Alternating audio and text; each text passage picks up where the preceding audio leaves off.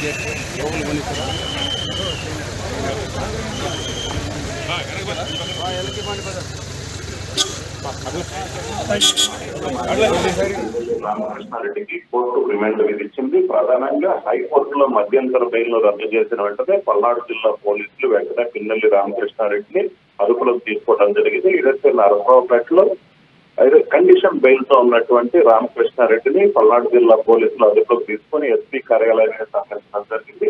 అక్కడి నుంచి 2 గంటల పాటు కోర్టు ఏదైతే ఈ మిగతా కేసులకు సంబంధించిన వివరాలన్నీ నమోదు చేసిన తర్వాత వెంటనే ఆయన నరసరావుపేటలోని ప్రభుత్వ ఆసుపత్రికి తీసుకెళ్లారు. అక్కడ వైద్య పరీక్షలు నిర్వహించిన వెంటనే నేరుగా మాచర్ల కోర్టుకు తీసుకెళ్లడం జరిగింది. అర్ధరాత్రి సమయంలో కోర్టులో జడ్జి ముందు ప్రవేశపెట్టారు. అయితే జడ్జి ముందు ప్రవేశపెట్టిన తర్వాత 4 కేసులకు సంబంధించి ప్రధానంగా చూసుకున్నట్లయితే ఎన్నికల సమయంలో నడిచంతల మండలం పార్వైగేట్లో ఈవీఎం ధ్వంసం కావచ్చు, అలాగనే ఈవీఎం ధ్వంసం చేసి వస్తున్న సమయంలోనే అక్కడ ఈ పోలింగ్ బూత్ లో ఉన్నటువంటి ఏజెంట్ ఎవరైతే ఉన్నారో శేషగిరిరావు అడ్డుకోవడానికి ప్రయత్నిస్తే అతన్ని బెదిరించడం, ఆ తర్వాత బయటకు వచ్చిన తర్వాత ఇదేంటని ప్రశ్నించిన మరో మహిళలను బెదిరించడం జరిగింది. ఈ 3 ఘటనలతో పాటు అలాగే మరుసటి రోజు కారంపూడిలో జరిగినటువంటి విధ్వంసం కావచ్చు, కారు తగలబెట్టడం, డ్యూటీలో ఉన్నటువంటి నారాయణ స్వామి మీద దాడి చేయడంతో వీటన్నిటికి సంబంధించి మొత్తం 4 కేసులు నమోదయ్యాయి. సో ఈ 4 కేసులకు సంబంధించి కూడా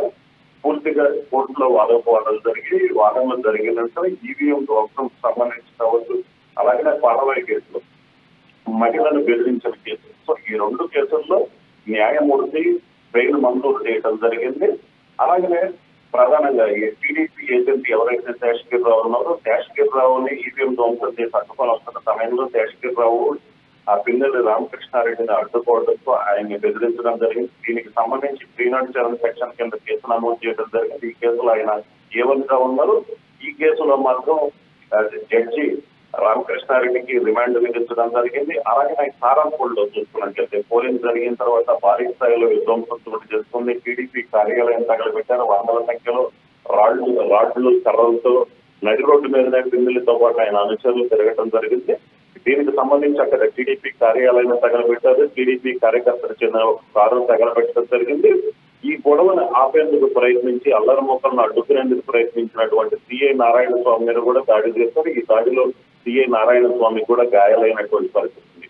సో ఈ 2 కేసులకు సంబంధించి ఈ కేసుకు సంబంధించి కూడా 307 సెక్షన్ కింద కేసు నమోదు చేయడం జరిగింది. ఈ 2 కేసుల్లో పిన్నెల్లి రామకృష్ణారెడ్డికి రిమాండ్ విధించడం జరిగింది. మొత్తం వచ్చే నెల 10వ తారీఖు వరకు రిమాండ్ విధించారు. అలాగనే ఇక్కడ పల్నాడు జిల్లాలో ఉన్న పరిస్థితుల నేపథ్యంలోనే ఆయన నెల్లూరు జిల్లా జైలుకు తరలించాలని కూడా ఆ మెజిస్ట్రేట్ ఆదేశాలు జారీ చేయడం జరిగింది. ఆ మెజిస్ట్రేట్ ఆదేశాలతో పిన్నెల్లి రామకృష్ణారెడ్డిని నెల్లూరు జిల్లా జైలుకు తరలిస్తున్నారు పోలీసులు. మరికొద్దిసేపట్లో ఆయన నెల్లూరు జిల్లా జైలుకు చేరుకునే అవకాశం ఉంది. అయితే ప్రధానంగా చూసుకున్నట్లయితే ఆయన మార్చర్లో తీసుకొచ్చిన సమయంలో కూడా కోర్టుకు హాజరుపరిచే సమయంలో కూడా కొంత ఉద్రిక్త పరిస్థితులు చోటు చేసుకున్నాయి. మార్చర్లకు వస్తున్నారని తెలుసుకున్న మార్చర్లో రామకృష్ణారెడ్డి మార్చర్లు వస్తున్నారన్న విషయం తెలుసుకొని కొంతమంది అక్కడికి కోర్టు వద్దకు చేరుకోవడం జరిగింది.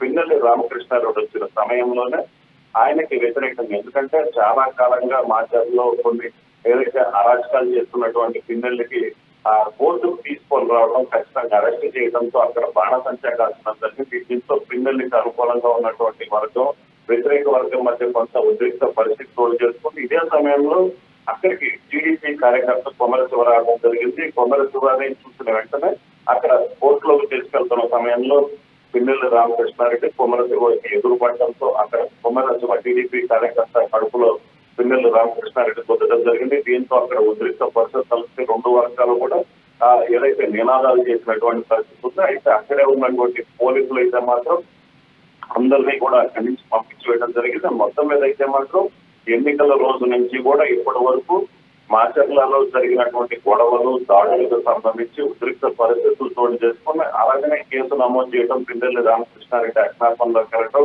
ఆ తర్వాత హైకోర్టులో ముందస్తు బెయిల్ వచ్చిన తర్వాత ప్రతి వారం కూడా హైకోర్టులో ముందస్తు బెయిల్ కోసం మనం అప్లై చేశారు. కండిషన్స్ తో కూడినటువంటి బెయిల్ ఇచ్చింది. తర్వాత ప్రతి వారం కూడా కండిషన్స్ తో కూడినటువంటి మధ్యంతర బెయిల్ పొడిగిస్తూ వస్తున్నటువంటి పరిస్థితి ఉన్న నేపథ్యంలో నిన్న మొత్తం పూర్తిగా 4 బెయిల్ పిటిషన్లు కూడా రద్దు చేయడంతో వెంటనే పోలీసులు అదుపులోకి తీసుకున్నారు. మొత్తం రాత్రి నిన్న సాయంత్రం నుంచి కూడా తెల్లవారుజాము వరకు కూడా మొత్తం 4 గంటల వరకు కూడా పోలీసులు ఆయన అరెస్ట్ చేయడం, కోర్టుకు తీసుకెళ్లడం, కోర్టులో వాదోపవాదాలు జరగడం, మొత్తం కంప్లీట్ గా ప్రక్రియ మొత్తం పూర్తయినటువంటి పరిస్థితి ఉంది. మొత్తం మీద అయితే మరికొద్దిసేపట్లో నెల్లూరు జిల్లా జైలుకు పిన్నెల్లి రామకృష్ణారెడ్డి వెళ్ళనున్నారు.